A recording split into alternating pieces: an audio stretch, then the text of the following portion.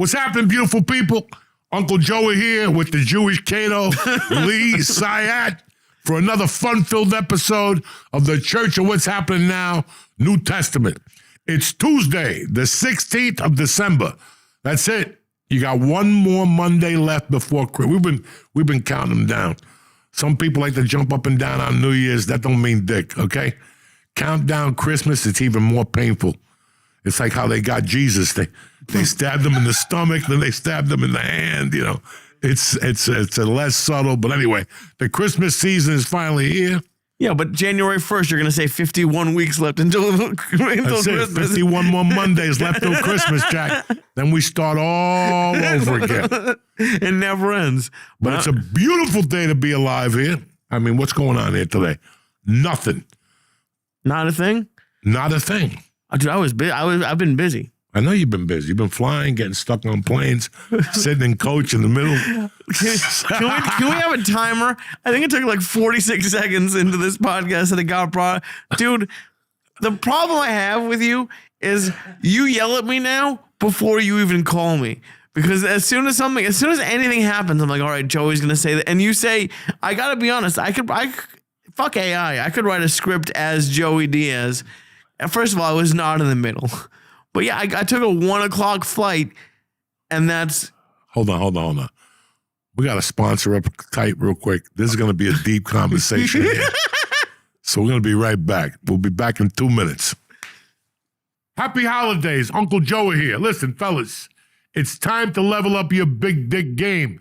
Blue Chew just dropped Blue Chew Gold. Listen, Blue Chew Gold is a 4-in-1 tablet with a mix of key ingredients. Increase blood flow, arousal. Blue Chew Gold dissolves under your tongue. It works in as little as 15 minutes. You don't have to wait there like a fucking mook, you know. Listen, this stuff is tremendous. It said 15 minutes. All you got to do is think of what that monkey looks like, and that fucking soldier will be pop up. I'll be at attention. That helmet will be nice and pink, just how they like it. You know what I'm saying? Medium rare. Yeah! Get your confidence back in a single tablet. Make life easier by getting harder. Discover your options at BlueChew.com. It's December. You understand me? New Year's is coming. Christmas is coming. Everybody wants a Christmas present. You're going to give them the best Christmas present they ever got. Dick for 12 days straight with Blue Chew Gold. Listen, we got a special deal for church family. Get 10% off your first month of Blue Chew Gold with code Joey. Listen, for years we've been giving you a little Blue Chew every month on the house. Listen, we got a new formula and you got to jump on it, all right? Again, that's promo code Joey. BlueChew.com for more details, important safety information. And I want to thank Blue Chew for sponsoring this podcast. And I also want to thank you for putting together Blue Chew Gold. Because a lot of men are going to dig this and I love the way you sling that fucking hammer. You're not even going to believe it's you. You're going to keep pumping, nothing's coming out. What the fuck? It's Blue Chew Gold. Merry Christmas. Kick this motherfucking mule, Lee. We're back, Jack. All right. So what happened? What happened? I took a 1 o'clock flight. It was It was honestly the best delay I've ever had because they did it before I got to the airport. I took a 1 p.m. flight, which I know that you are a big fan of the 6 a.m. flights. But no. And you're right. They barely ever get delayed or canceled. You are correct. But you would have been home at 1 o'clock. I would have been home at 3 o'clock. I looked at it. Fuck. But dude, I don't want to wake up at 5 in the morning after I get back at 1 in the morning. You're already tired. That's why Saturday, instead of jumping up and down, you take that nap. I did. That's all I did all week. I took naps. I went to the beach. I got splashed by the ocean. I looked like a fucking asshole. Oh, that's a norm any day now. You know what I'm saying? But dude, I took a 1 o'clock flight that at like 11 in the morning, they're like, hey, this is, it has barely even left. Yes, sir. Let me ask you something. Uh-huh. I'm telling you, this is a 63-year-old man. You ain't got time to waste in this life.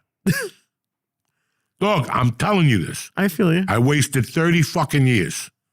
If I would have had those 30 years, forget about it. But then again, you know, who the fuck knows? What happened if Adam wouldn't have bit the apple? A lot of shit, right? Right? I mean, who the fuck knows, okay? Right.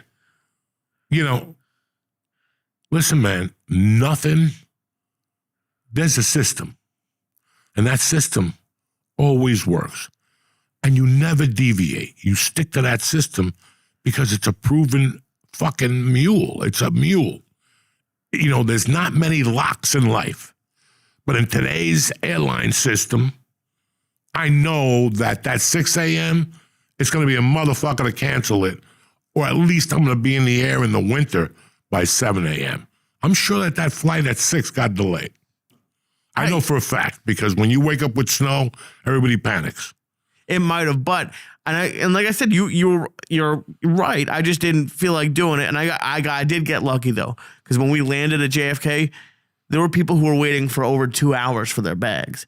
A lot of people got fucked. I just got lucky that I didn't get fucked. This is the time of the year, man, when I had all these plans and all this shit. I was going to take George to Austin for his birthday. By the way, happy birthday to my brother George Kolodinsky. George. He's 60-something years old, but it's just, I'm not in the mood for an airport again. And I'm not in the mood for that fucking Austin airport.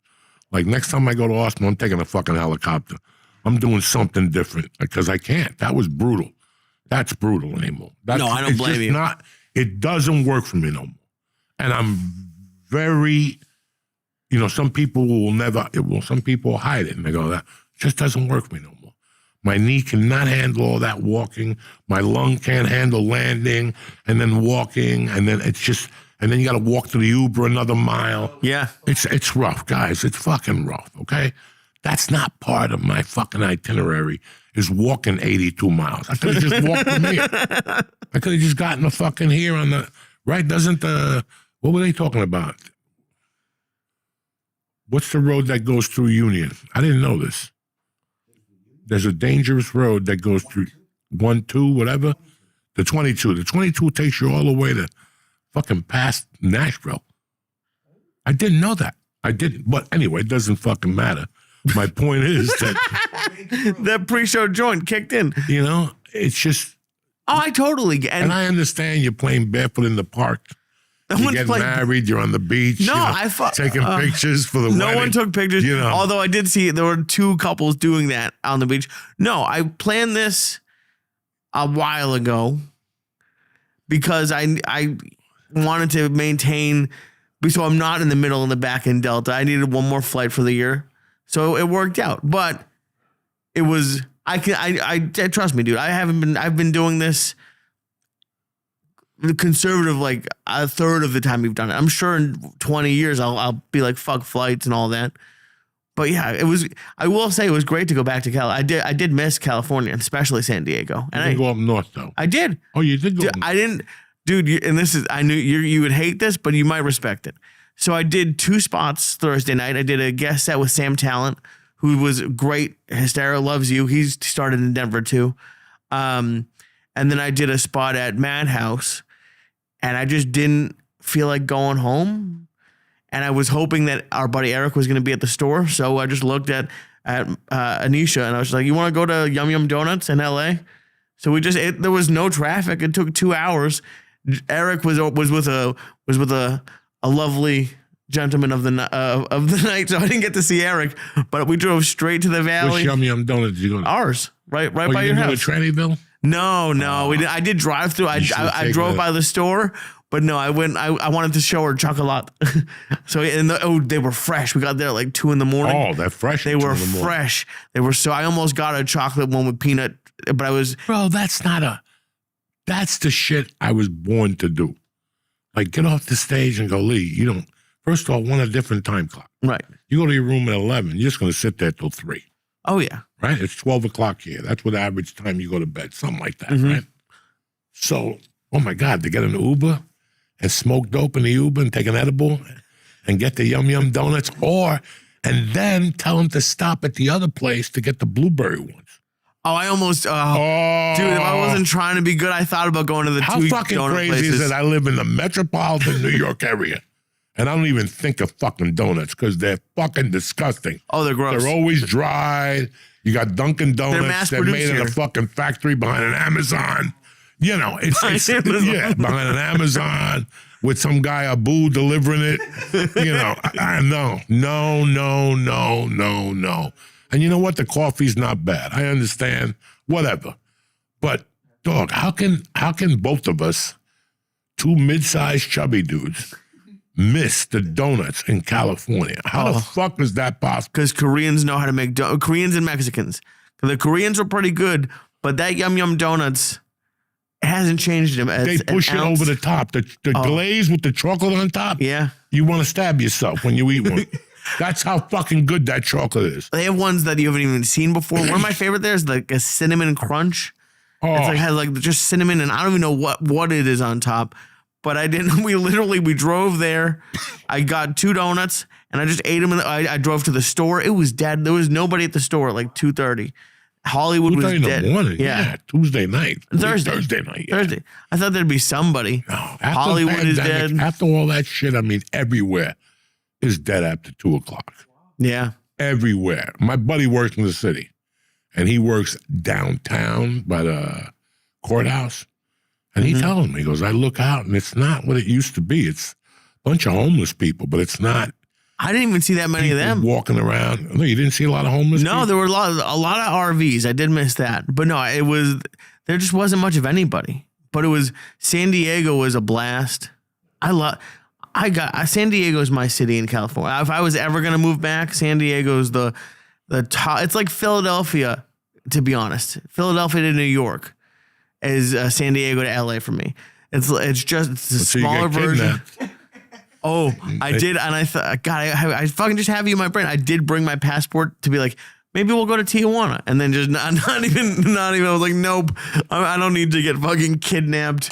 You wouldn't even come and get me. If I'm not going to Mexico. We'll send Nick the politician down there. See how that works out for me. Shit. Oh my God! Next thing you know, Nick's playing a trumpet in Mexico. What would you do if I used my one phone call? And I had the cartel kidnap me, and I called you. I tell them, let me talk to them. Maybe I could talk some sense into them. But Lee, you got yourself in a bad predicament. I told you not to get those Airbnbs, but you decided to go. You know what I'm saying? Oh my God. It's a scary fucking world out there. I mean, this morning we all got up, and on a fucking Monday morning, I get up, I have my coffee, I feed the cat. I didn't even notice because I won't go on a fucking computer. But as I was going upstairs about 8, I go, let me see what the fuck. I was on Instagram, and all of a sudden the first thing I see is he's dead. Okay. It said, rest in peace. Right. Him alone. So I didn't know what was going on. I go, fuck, Meathead's dead. And the next thing you know, my wife goes, did you see about Rob Ryan? I go, yeah, he died. It's a shame. Yeah. He goes, the son killed him and his wife. And I go, what the fuck are you talking about? And that's when she started telling me, and I'm like, that's wild. And I went to the gym to do like a leg warm-up, like to stretch before I worked out with the dude, and CNN was on. And they always have sports on. And that's bad enough. Like those sports shows in the morning, they're for, like, for 2 days, New Jersey 12 and New Jersey and Eyewitness News told you about the storm that was coming. All day on Friday and Saturday, they talk to you about a fucking storm. It's on the way. Areas of Hudson, Morris. And you're sitting there going, what the fuck am I watching here? And every 15 minutes they come, snow is coming. Snow is coming. And then you get my wife, who's also a fucking retard, and she's like, no, the snow starts at 10. Okay. Everybody's a fucking psychic now. That's the best. When they tell you snow's going to start about late 8 o'clock, and you're sitting, when you hear that, on principle, you're sitting by the window. You're just so pissed off. You're like, this motherfucker. So the dude said 7. My wife said 10. I go, both of you are fucking wrong. I get in the car at 6:45. I hit the 18, headed to New Brunswick, and it's snowing, but it's raining. It's like Puerto Rican snow. It's snowing, but it's raining. And then I'm trying to park the car, and there's no snow. When I get into the heart of New Brunswick, there's no snow. I'm driving around looking for a park. I go, fuck this. I get back on the 18, it's like a fucking blizzard. At what time? For like 3 miles, all of a sudden, that was it. That was it. When I got close to my home, that was it. And then I think I looked out the window about 11, maybe 11:30, and there was nothing. And dog, I got up to pee at 4 a.m, and all hell had broken loose out there. Oh, yeah? Okay, and then I got back up like 6:30, and I went right out there and shoveled. You shoveled? Me, Mercy, and Terry. Fuck yeah. I had the shovel. Terry had the electric fucking snowblower, and Mercy had the fucking stairs with the sweeper and shit. Because we just wanted to get it over with, man, and people die. Like, if you're not in shape and you go out there, you'll fucking die. So why are you doing it? Because, what am I going to do? You have enough money to have a Mexican guy. What am I going to do? Sit there and watch my wife do it? We don't pay someone to come over. You have a driveway that's 8 feet long. Just it takes them 3 seconds with a truck. That's what the problem with American is. Everybody depends on the problem is everybody depends on the Mexican. And look what happened. Now they're taking them from us. They need jobs. Now we're going to get back to work, and then I'm going to be lazy from sitting in my house all these years. And then when they take all the Mexicans that want to shovel snow, I'm back out there when I'm 72, when I'm getting no Social Security. Yeah.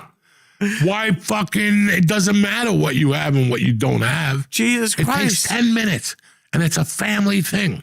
I did it as a family thing. My wife was going to go out there, and I go, Terry, you can't go out there by yourself. So I went out, started the cars, cleaned off the cars. She got the fucking electrical thing going. And then wherever she wasn't hitting, I was hitting with the fucking shovel. I cleaned off the stairs. Then Mercy came and brushed it off. It was 30 minutes of our time. I didn't have a heart attack. All right. And it's a family thing. We took a picture at the end, like 3 fucking fags. I didn't post it up on Instagram because it's a family fucking thing.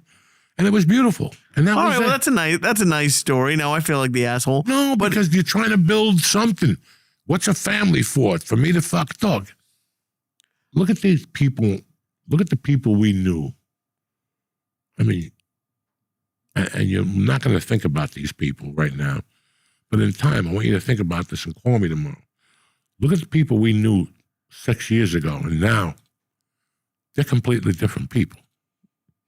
Yeah? They've forgotten who they are. They've forgotten who they are. So all of a sudden, I'm going to hire 3 Mexicans, and I'm going to wait for them to come to my house while they're snowing out or whatever the fuck it is. You know, I don't fucking know. Well, I see what you're saying. Although, if it were me, like, I'm surprised you and Terry just didn't sit on the rocking chairs and have Mercy do the whole driveway by herself. It takes 2 fucking years. She don't know how to shovel fucking snow, but she don't know how to shovel snow. You know, she doesn't fucking know how to shovel snow correctly and efficiently. I did it for a living while I fucking cased houses. You know what I'm saying? I did it professionally for Joe Coffee, Snowman Village. You were casing, but you took it 1983. No, they teach you how to shovel correctly, and it's in patches, and you know when to go. And I had no gloves. Why? My wife's like, they're upstairs. I go, oh, I got to take these boots off.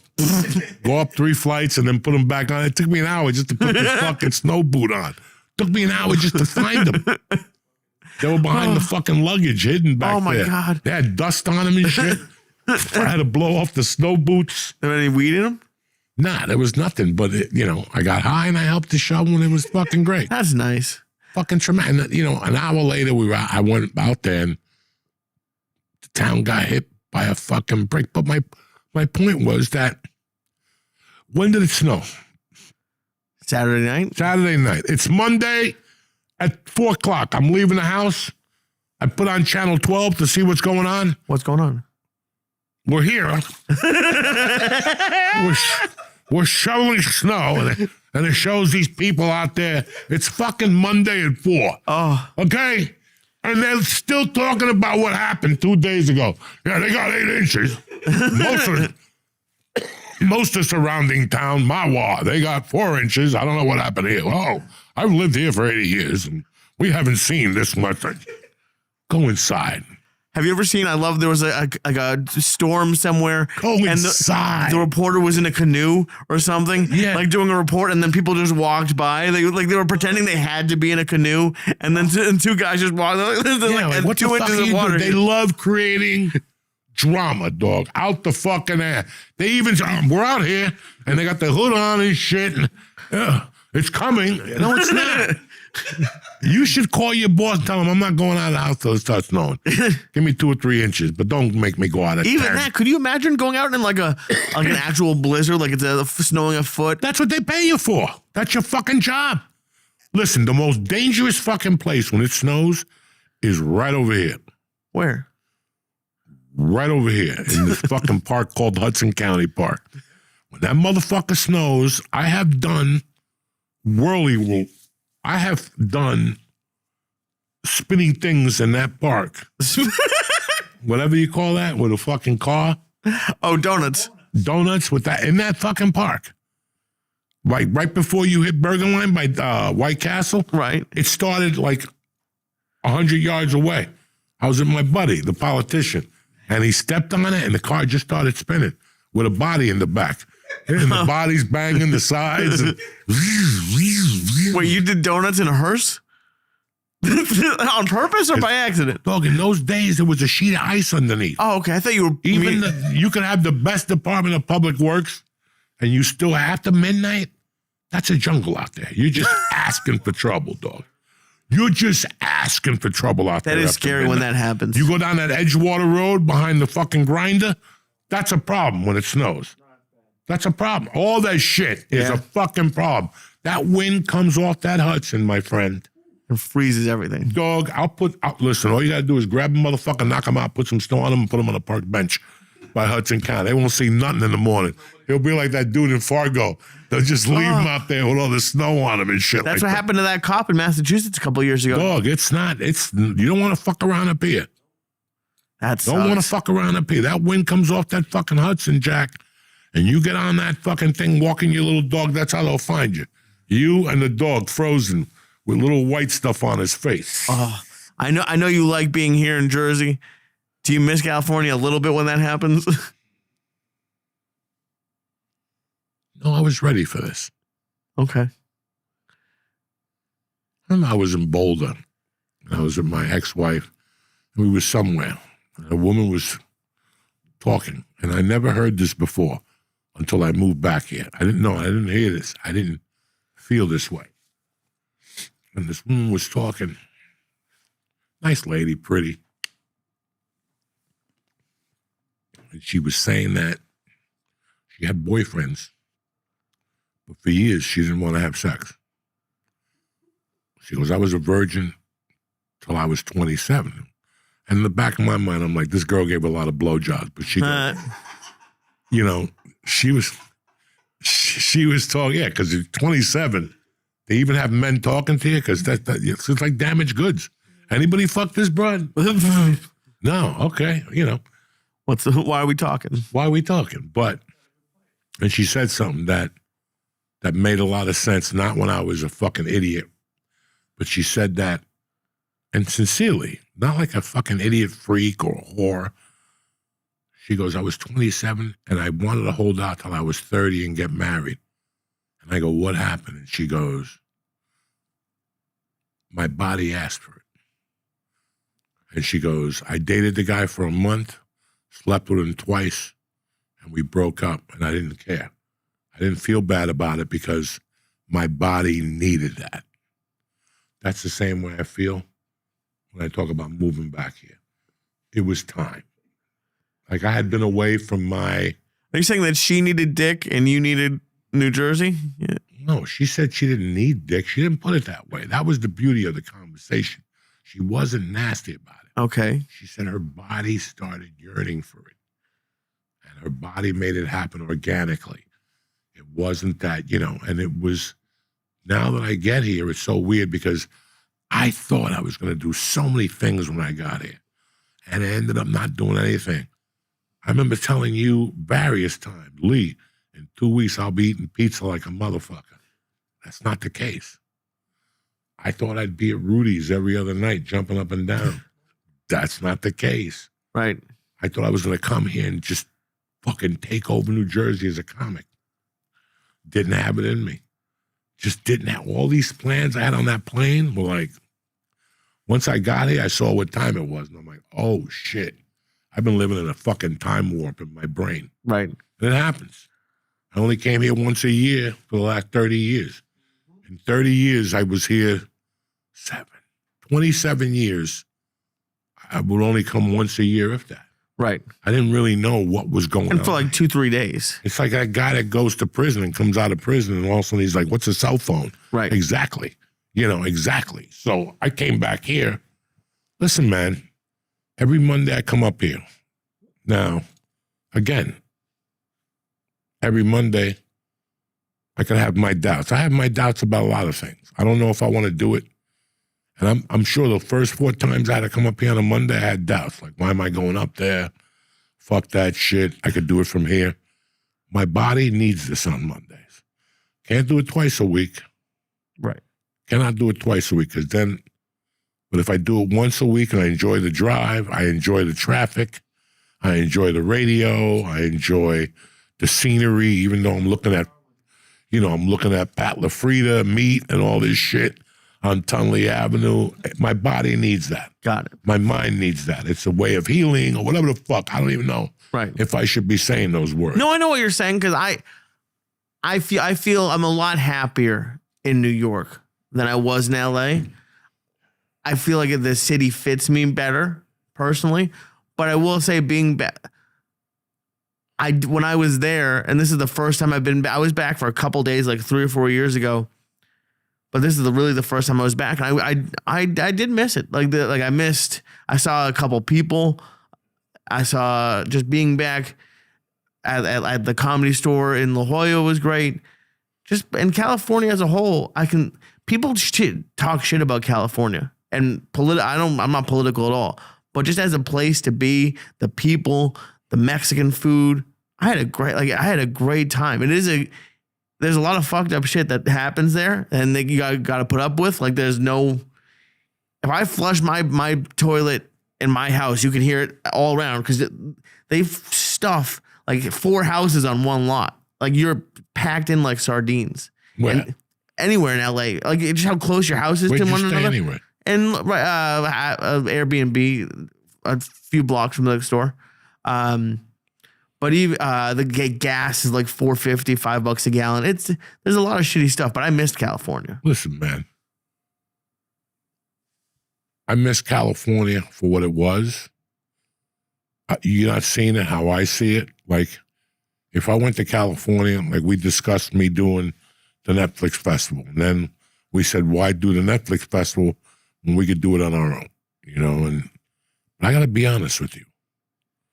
It's like I told my wife, I go, we're going to take this little trip in a few weeks, and then the next thing I want to do, this is pretty interesting. I go, I want to go to Boulder, and I want to go to Aspen.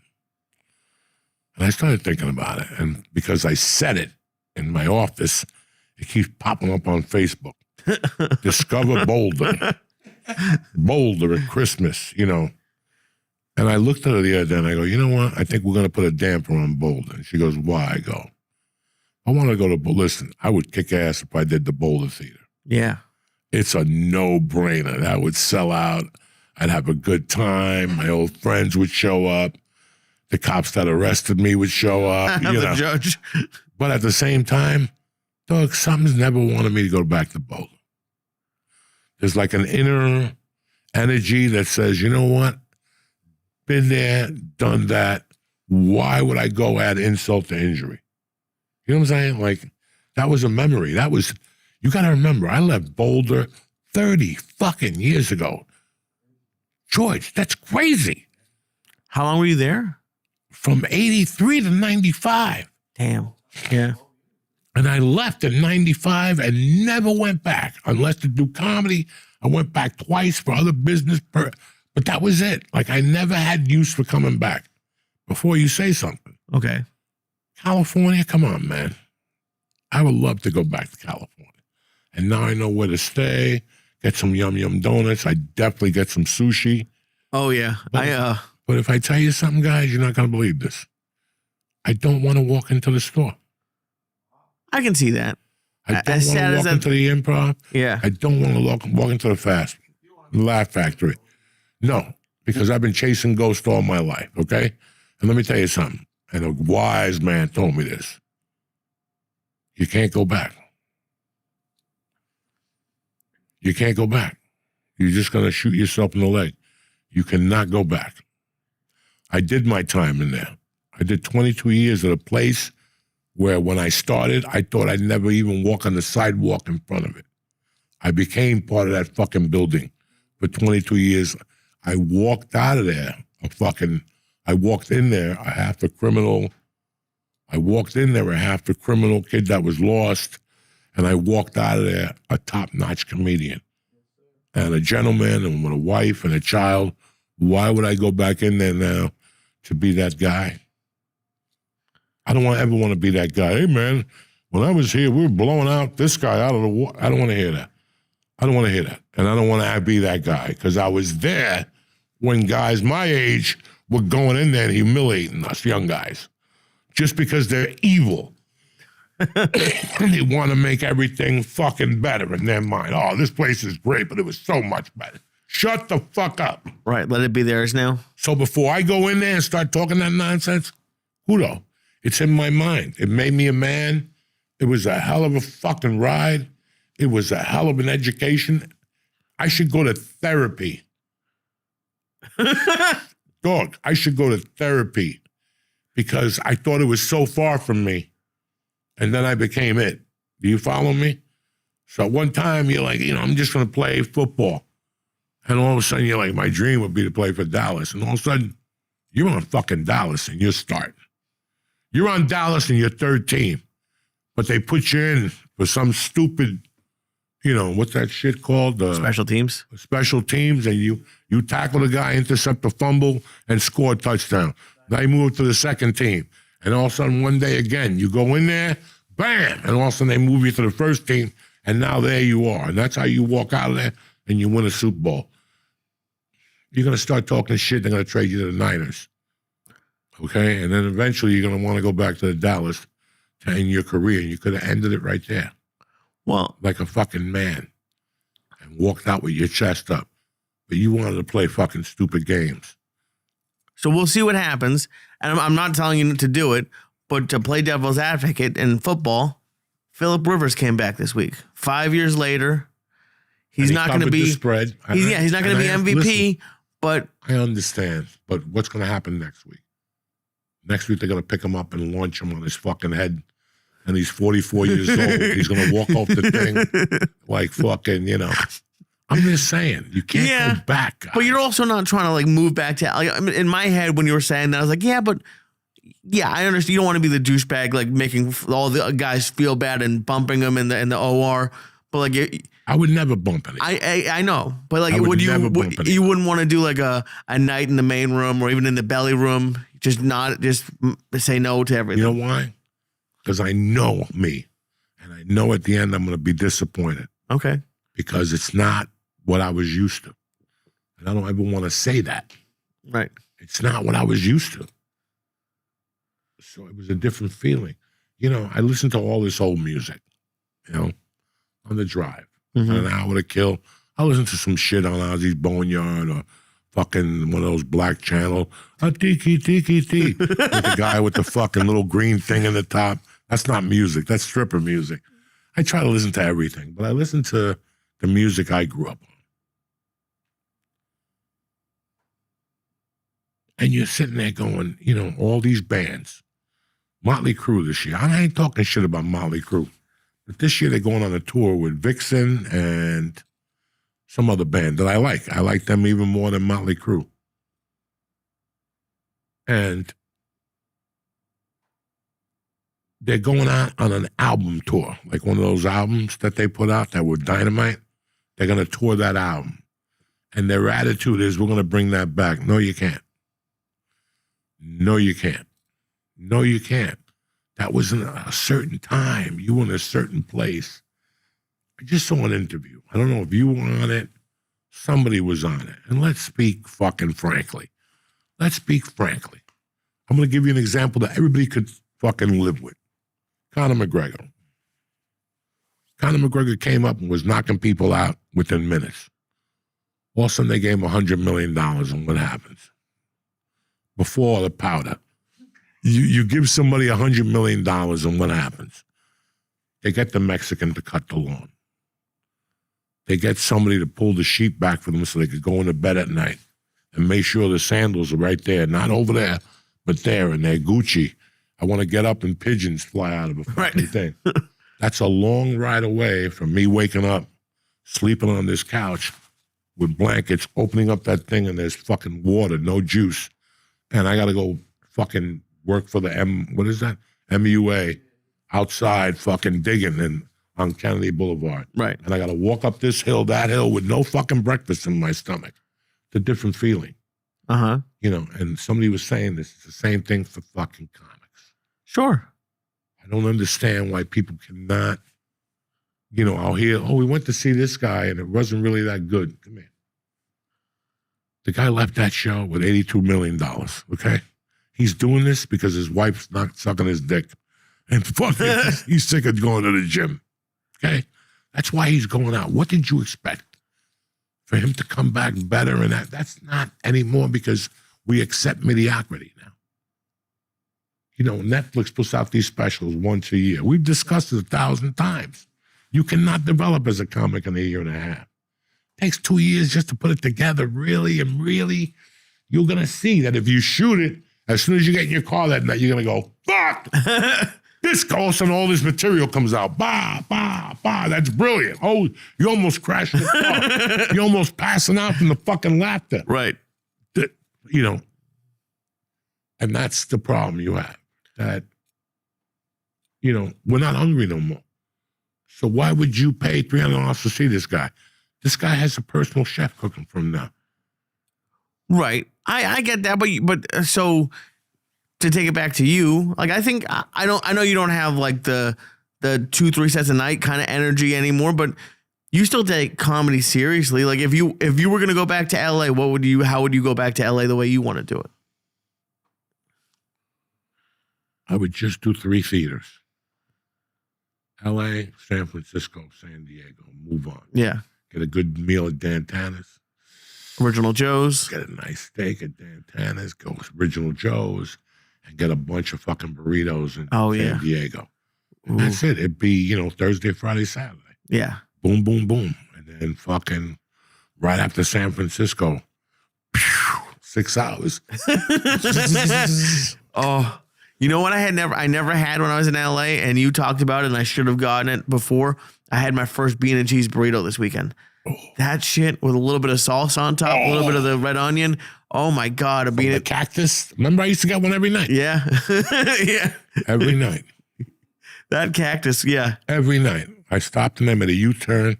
They closed at midnight or 11. I had their clock to a T. And I would pop in there because a bean and cheese burrito kills everything. With the green sauce in the middle. And they had, again, none of you motherfuckers will see me eat this, but I ate it there. They had a bowl. Their bowls were fucking real. Oh, like a salad bowl thing. Yellow rice, pinto beans, a bunch of salad, tomatoes. I wouldn't even put meat in it. No? A little bit of cheese and hot sauce. Nothing but fucking protein on. I would make them give me 3 things of those beans, 3 fucking inches of those beans with rice, and then put a slop of regular refried beans to give you some fucking fat, and then some avocado on that bitch. Oh, nice. Stop it. Stop it. Oh, they had a bunch. They had those hot dog carts in San Diego that were great. But I want to get your opinion on this because I've never had this happen, and I almost got into kind of a fight because we were walking down that like gas lamp area of San Diego. Not good. Dude, this guy had his dick out. Not good. This dude was he was the drunkest I've ever seen anybody. His pants were just open. He had his hand on his dick, and he was like stumbling to the car. But like, Anisha was right there, and I just looked at him, and all I could say was, dude, put that away. And like even that, I as soon as I said it, I was like, fuck, should I not have said anything? Is he gonna punch me because he's hammered? And luckily, he was so hammered that he kind of just looked at me and like we just left. But I've never seen anybody with their dick out. Oh, they just killed somebody down there. Really? Yeah, like 2 weeks ago, 3 weeks ago. In San Diego? Yeah, dog. It's bad all over. Oh, Dog, it's bad all over. Like it's all. Listen, you know, like I said, I went to fucking the gym this morning. I was in a great mood. I'm still in a great mood. But I'm watching the TV. I'm on the bike and I'm fucking doing the.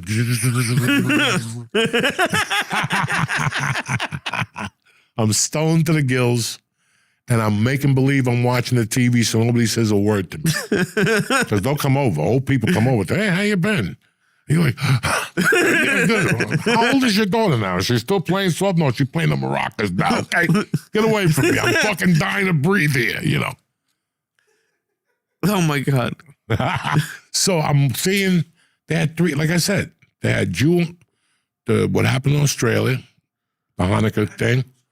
They had the thing up in Brown University that they can't find the shooter, and they had the Reiner. whatever. And I'm looking at this, I'm like, it's a week before Christmas, officially. It's the 15th today. Happy birthday, George. It's the 15th today, and we're a week away from Christmas, and this is what you want to wake up to on a fucking Monday? No. But yeah, you don't know him, Joey. Listen, I don't need to know him. There's a thing called empathy. And there's people that have to bury people next week. And they'll think of Christmas, it's like it's like voodoo for them. You have somebody pass away around that. Bro, you have somebody pass away, it's rough. But you have somebody pass away, and when they pass away on the holidays, you want to wake up on the 1st. Right. You want to go to bed on the 15th and wake up on the 1st. Trust me. You don't want to feel the pain of losing them, and you don't want to feel fucking you hate Christmas. Fuck Santa. Right. You know. Fuck all of it. Dude, what about, and he doesn't, I don't know if he deserves our sympathy, but I just can't imagine what happened to that Michigan coach. That 24 hours that guy had. But like, can you imagine what his family would like? To blow up your life that badly in 24 hours. Chris Cornell used to be married to a girl named Sue Silver. Okay. Sue Silver was a little petite Jewish girl. Very cute. She actually managed Soundgarden, Alice in Chains. She was big time, but it was all connected to her dad. And her dad was a big time manager in L.A. In fact, he managed Jeff Garcia for a while and got him a big time deal when he was 16. Oh, damn. So God rest his soul. So he was also working with Marilyn Martinez. Okay. So Marilyn wanted to introduce him to me one night, and he started coming down to the store every night. And I'm telling you the story because it leads to your story. Okay. And a Spanish comedian come in, guy I had a beef with, no reason to bring up his name, came in with another guy, a producer guy, and they had a convertible, and the convertible was down at night.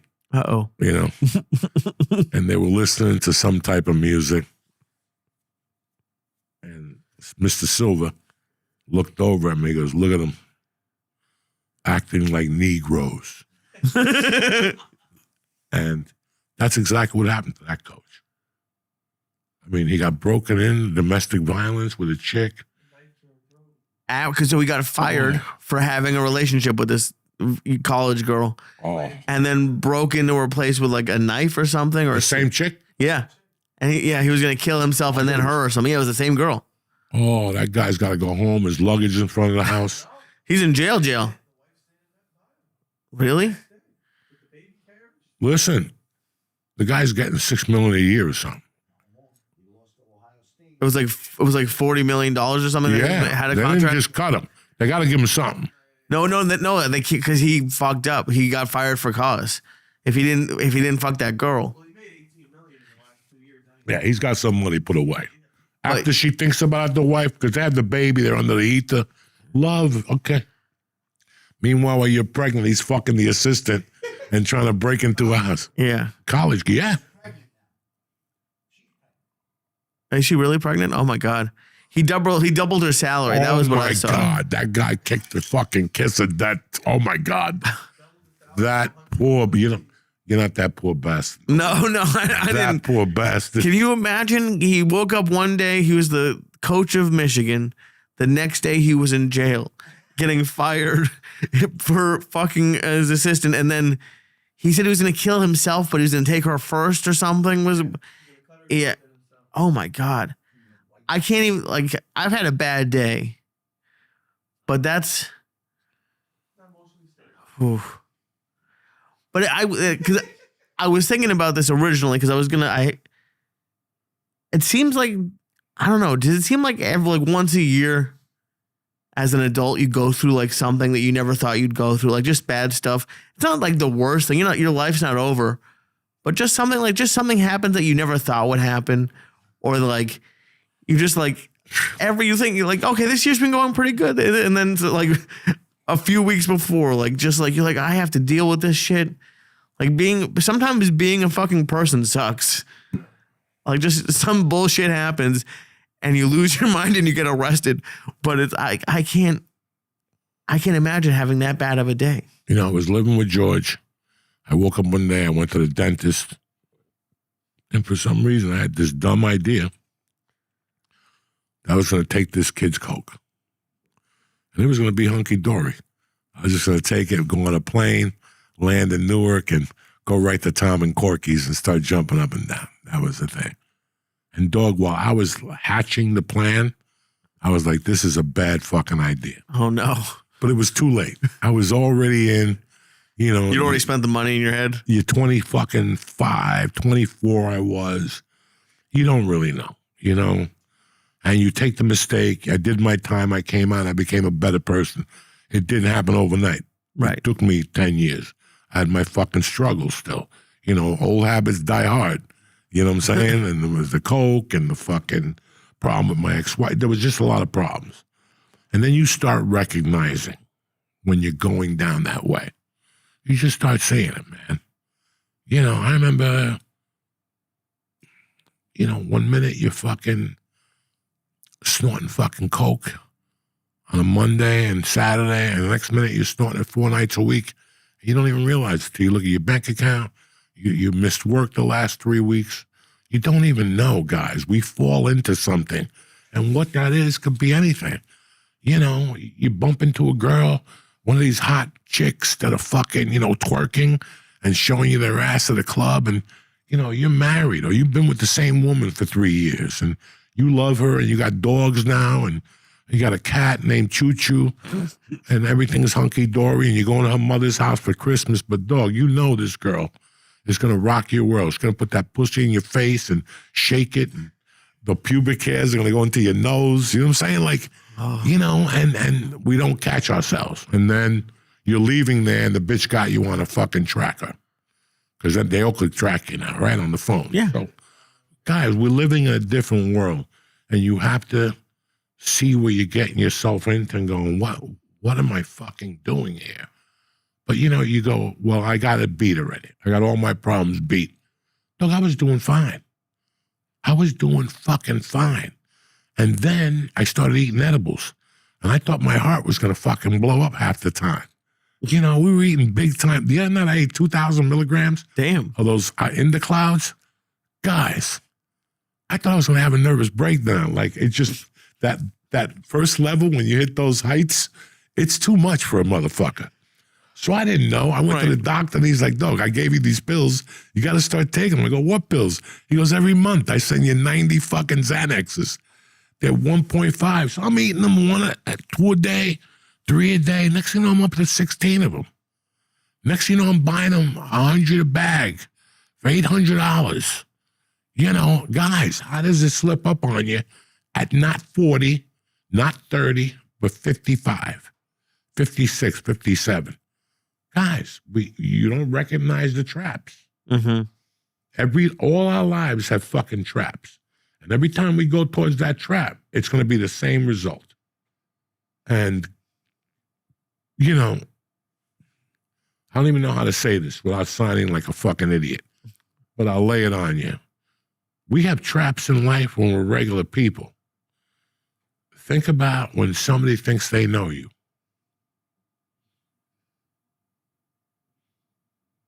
Think about when somebody really thinks they know you, from a podcast or something like that, guys.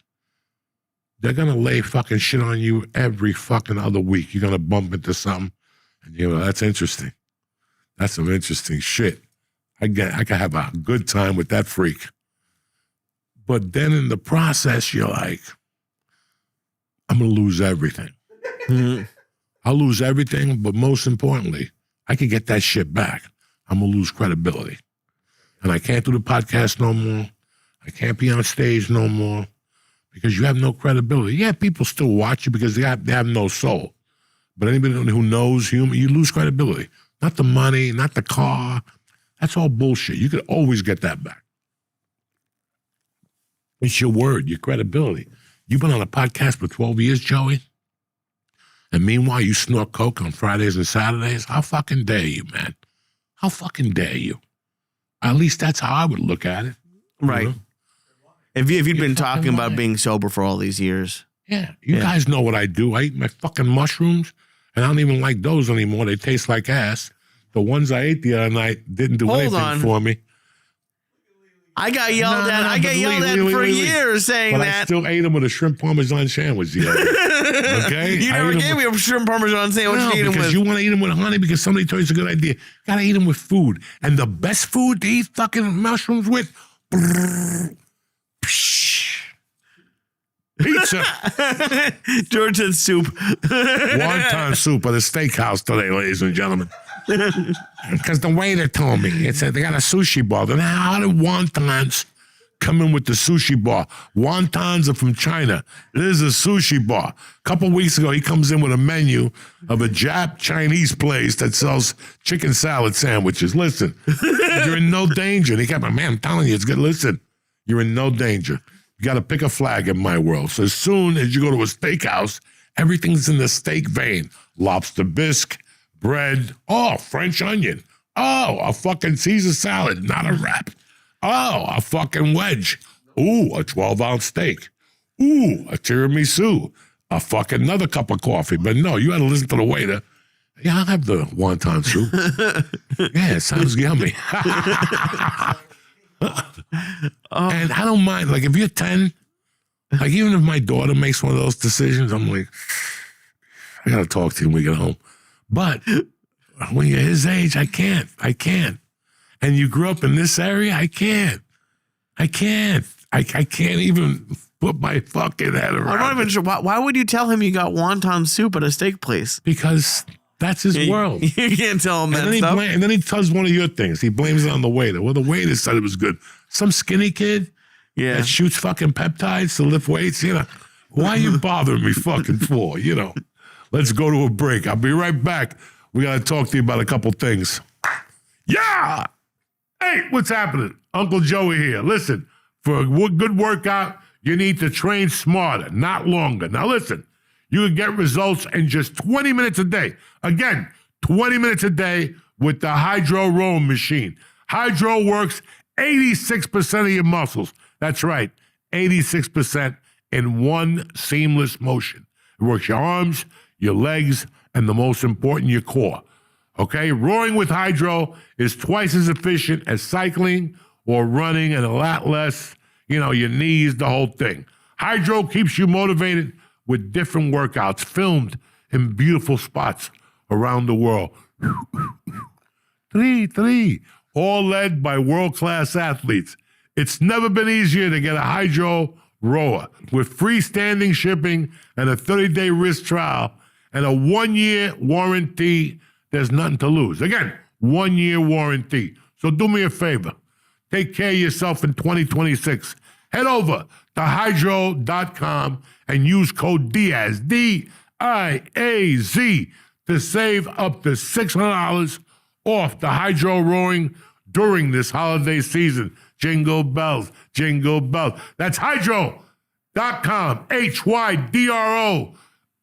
HYDROW.com, code Diaz, D-I-A-Z, to save up to $600 today. Hydro.com, code Diaz. Happy holidays. Uncle Joey, I want to talk to you about something. Look at my eyeballs. Make any day feel like a weekend with IndaCloud. IndaCloud is your online dispensary. Try out their gummies, vapes, pre-rolls, and edibles. Looking to replace that nightcap? Check out IndaCloud's new zero sugar, calorie THC sodas. All IndaCloud products are federally legal THC Everything sold is DEA certified, lab tested, and shipped discreetly so nobody knows nothing. Listen, I love these little drinks. They're stronger than all the other ones. You kick one back and you sit back and relax this holiday season. Whether he's in the neighborhood or not, you'll hear Santa. Get yourself some IndaCloud. Listen, if you're 21 or older, visit indacloud.co and use code CHURCH, CHURCH, for 25% off plus free shipping. That's indacloud.co and use code CHURCH, CHURCH, for 25% off, free shipping, and a better way to unwind. Enjoy responsibly, and thanks for IndaCloud for sponsoring the church. Love you guys. We're back, pole smokers. So, this is it, man. I hate this time of the year already.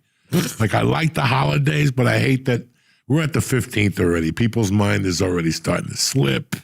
Who's bringing the eggnog? Who's cooking? But why does that upset you? Like, I understand if it's someone you're I want paying. everybody to work straight to the 24th at midnight. What time does Santa come? The 24th at midnight. What are you talking about? What do you need to do? Everything comes on Amazon now. Right. You don't even have to go to the fucking store. No. I don't know, guys. When it comes to shit like this, I'm a commie. Like, I want everybody to fucking work till the 23rd. Whipping it. This is it. The year ends. What do you think happens after the 26th? Nothing. That's why I'm getting Nothing. married. If unless you have a restaurant or you're a theater owner or something, nothing happens. People come in with fucking returns. You know? And then you got to start again on the fucking 1st, all over, back to your fucking grind again. Yeah. And this is just, and then a guy like me has to wait. Well, I haven't had an audition in 3 months, so I don't give a fuck anymore. The phone doesn't even ring, okay? And I got to be honest with you, I'm pretty fucking happy because the last 5 or 6 jobs have been jobs that I'm like, I don't want this, you know? I had Tulsa King. I had some other independent pilot on Netflix I never heard back from that I was interested in. But besides that, it's like, fuck, I don't want this. And I have an agent that's a sweetheart of a man. I've been with him for 25 years. He was with me at Daniel Hoff. He's my agent in New York. And he always sends me these college auditions and shit. And I'm like, oh, but they're always a twist. So I always get out of it. He has to speak Russian. I don't speak Russian. Yeah, but you could try. No, I don't speak Russian, okay? It's not going to happen overnight. I'm not going to fucking... I'd like to see you try to speak Russian. No, it's not. Listen, it's not going to work. Not at this age. I can't do impersonations. I can't pull rabbits out of hats. This is it. That's your acting move? That's it. That's all I got. But listen, guys, I used to fucking, right now, 10 years ago, I'd be pissed. If this was going on in my life 10 years ago, I'm calling my agents every day because the year ends on Wednesday. Yeah, you're not wrong. That's it. The agencies close on Wednesday. Nobody's taking calls. Nobody's doing nothing. But let me tell you something. One of the most money I ever made on a commercial wasn't the most, but surprisingly, for what it was, it paid me a lot. It was a demo. It wasn't really a commercial. It was a commercial for the NFL Network. You know what time we shot that motherfucker? We shot that December 24th at 6 a.m., and they were shooting 5 more that day. Damn. And you get 3-4 hours on one of those on Christmas Eve, dog. We can buy presents now. No, because you're not getting the money till fucking St. Sebastian Day. I didn't have a credit card then. I had to wait. I'm trying to work the guy. Listen, you think I can get an advance? You know, we have to call J.C. Penney. Forget it. They're never going to give you the money. But, you know, guys, like I always did something in December either. You don't know what it's like. I mean, people talk about, you know, listen, here's the truth of the matter is, as adults, always remember this. I don't care whether it's Bruce Springsteen, Nicky Porkchops, George. We're all at 0 on the 1st of every month. We're all the same. How you tackle that month is up to fucking you. You could say to me, well, Joey, I got $2,000 in my checking account. I'm good. I don't have to sell shit to the 20th. But on the 20th, for those last 10 days, you got to roll up your fucking sleeves and dig in there, And that's what I miss that. Like now we have stand-up. Again, I love doing stand-up. During the week, you got to write. You got to talk to people. I'm thinking about this show in Atlantic City next year. I have to make it a production. I just don't want to throw 3 people up there and call it a comedy show. So I'm thinking about all that stuff, and that keeps me busy. But it's not like I used to have a whole 3-hour of my day that was dedicated just to acting. For 10 years, it was just dedicated to acting. I'd read movies in pre-production, figure out the director, call the agency that I wasn't even with, get a script of that thing, look through it, assume that this character's my age, and I would just send the tape in because I couldn't wait for the fucking agent. Wow. So when you have that type of shit and then you take it out of somebody's life, it sucks. So, I mean, we talked, I think maybe it was last week we talked about it, but like, have you thought about starting, so not even to make money, but just started something new? Like, you've already written a book, but it sounds like you're talking about like you like or miss the excitement of like being new at something and not being great at it and like figuring it out. Look, what do you want me to do? Be an attorney? Sure. No, an attorney. Anything I do right now, they're not going to take me serious. People are going to look at me after 2 minutes and go, aren't you? And whatever I was doing also turned into a picture. And the time I was in Joe Rogan and fucking when I fucking ate the ant. In some things, but I think you could hide as an attorney. Huh? You could be an attorney, I feel like. But after 10 minutes, people are going to go, come on, Joey. Come on. Can you imagine me at Costco greeting people? Who was that guy? What was the Italian guy who was like a heartthrob, but then he went to be a teacher? They did an A&E show about it. He was on like one of those 80s sitcoms, and then he was a teacher. Shaq is a cop. You could do something. It sounds like you just want to. When is Shaq a fucking cop? He's once every month. He goes for a day or two. He wears the uniform. He does his stuff. I don't know. It just like that's what it sounds like to me. Is that you miss the struggle? Listen, I'm laying scores for a living. Once a month, I'm making money. All right. I break into one, cops are chasing me. I turn around. He's like, hey, man, I'm Shaq. I'm shooting him, I'm going to fucking, I'm going to stop because it's Shaq. It's like The Rock. Hey, it's The Rock. You have to stop. Fuck you. I'll shoot you in the kneecap. No more fucking Black Adam or Black Edom, whatever the fuck you want. Oh, that looked terrible. But they'd kill you in jail if you shot Shaq. It doesn't matter. My point is that nobody takes you seriously as anything else. Who wants to be taken serious? You're a comic. Why do you want to do it for a laugh? The only job I could take that I would consider all right is a host of the casino. Yeah, fuck yeah. Welcome to fucking Casa Morenga. I am your host, Joey Diaz, the hostess with the mostest, okay? If you need chips, over there. If you need the bathroom, over there. If you need, and then I got to work them for tips. I love that shit. You know what I'm saying? And then it's good. Let me take a picture. Yeah, well, it's light. You know what I'm saying? My palm is empty. You know what I'm saying? You can work it. That's the only guy. You just keep looking at your hand. I thought about becoming a maitre d'. What happens when you come in and say, do you have the Bordelais 1640? And I'm like, guys, just get a fucking Heineken. Knock it off. Your wife wants some martinis, so you can fuck her in the muffler later. You still want to be in, Johnny Goomba and get a Bordelais at $400 a bottle. Knock it off. Give her a martini. Let her show her friends she's drinking a fucking martini because the bottle's wrapped in a fucking thing. The martini's a lot better knowing you. You know what I'm saying? It's just just something you enjoy. Whether because I get it. I enjoy food. Right. Like, I enjoy food. Like if they call me up and go, what are you suggesting? I'm going to be honest with you. How's the wonton soup? And you know me. I'm like the wonton soup. It's a half a Chinese guy. You don't even know Becky. So fucking, but only George would do that. I would stay the fuck away from that. You should have like you and George should be like a combo maitre d'. So George can give you the recommendation, then you go over like whack him in the head. Fucking kidding me? The people won't eat for 4 hours. He'll start doing the history of the. Then Nikki and they broke away. They're not married to the family no more. They moved to Staten Island. And then while they were in Staten Island, they opened up another place. And that guy went with his wife. And the people like sitting there, like, okay. I'm hungry. Now we're hungry, but George don't give a fuck. Showing them the batteries from Dollar Tree, you know, the whole fucking thing. You know what you could do? There's a guy online. He calls himself like John Breaks Bad News. And some people pay him just to like call someone up, be like, yeah, your sister is pregnant with with Joe's kid. You could just torture people for like have someone send you $20 and be like, all right, call my boss. He hates fucking Chinese people. And you could call him like order Chinese food. Just whatever you do. Just torture people from your home office.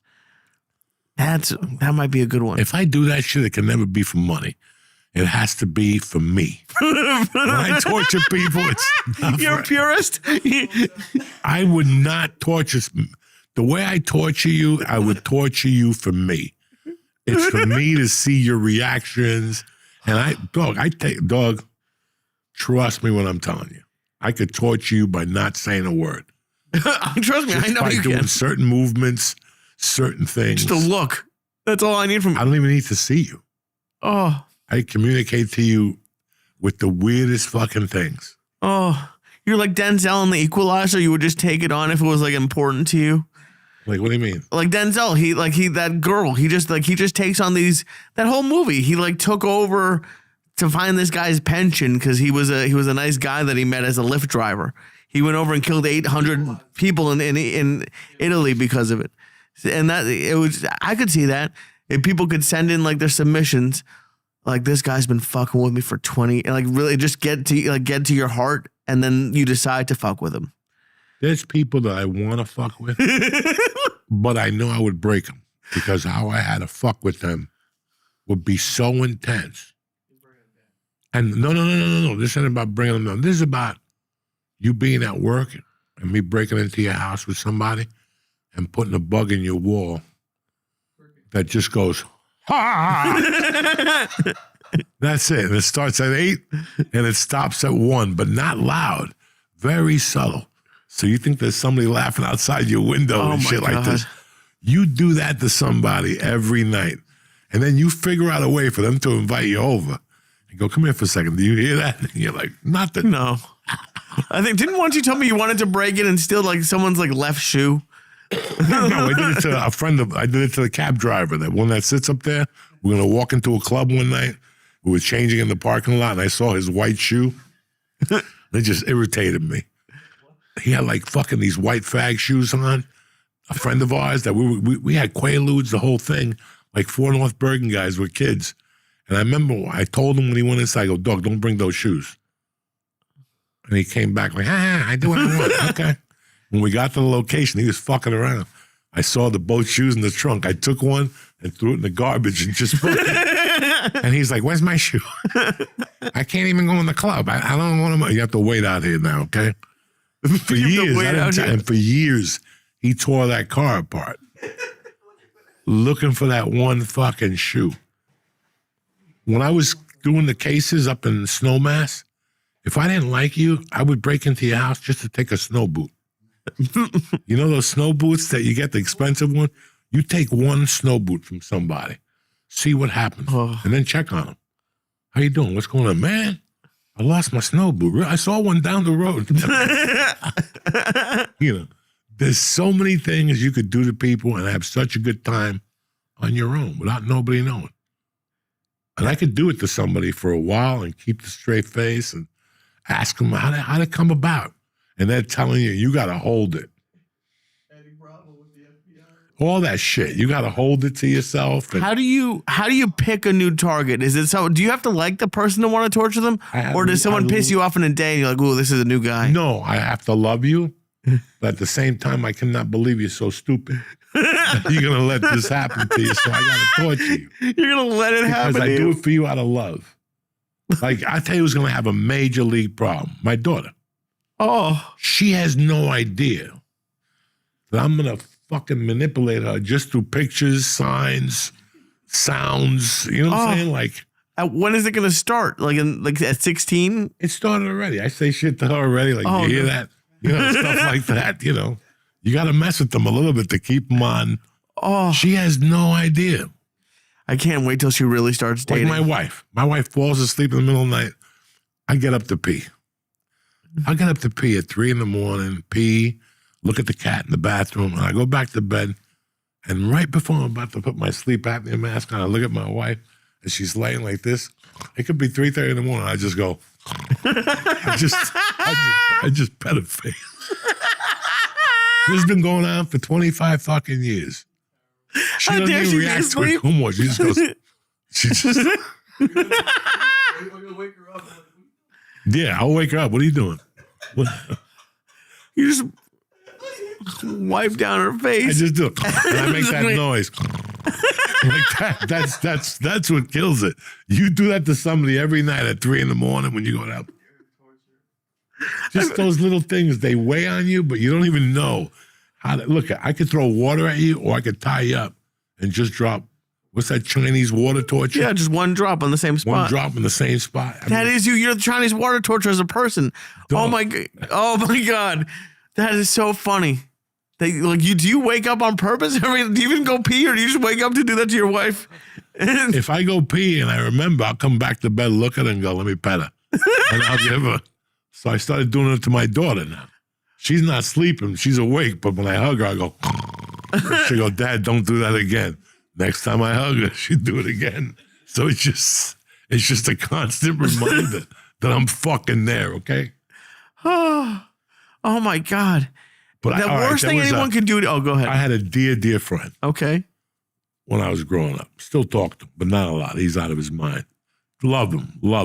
You might have tortured him to it. We used to hang out a lot.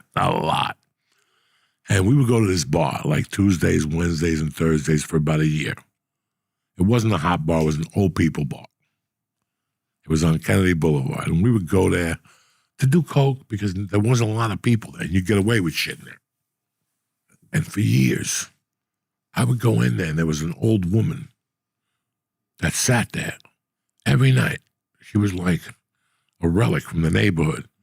And if I went in there, I would give that seat in the middle, but I would sit next to her because I had a friend that would walk in and fall from my trap.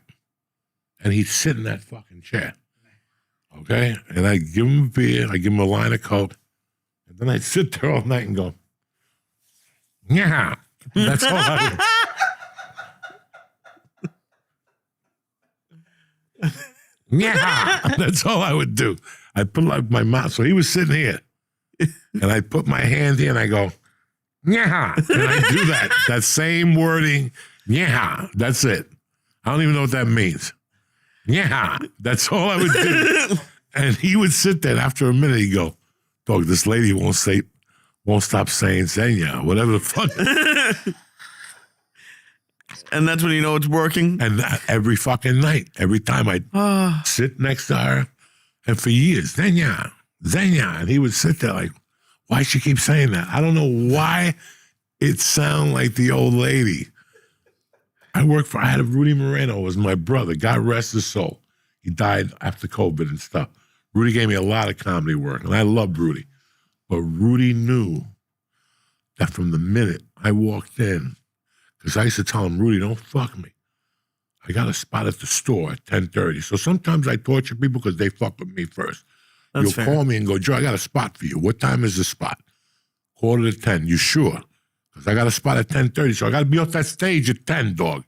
And I got to be on the fucking 101, then to the 5 to make it back to Hollywood. So don't tell me. And I get down there, and also I'm going up at fucking 9.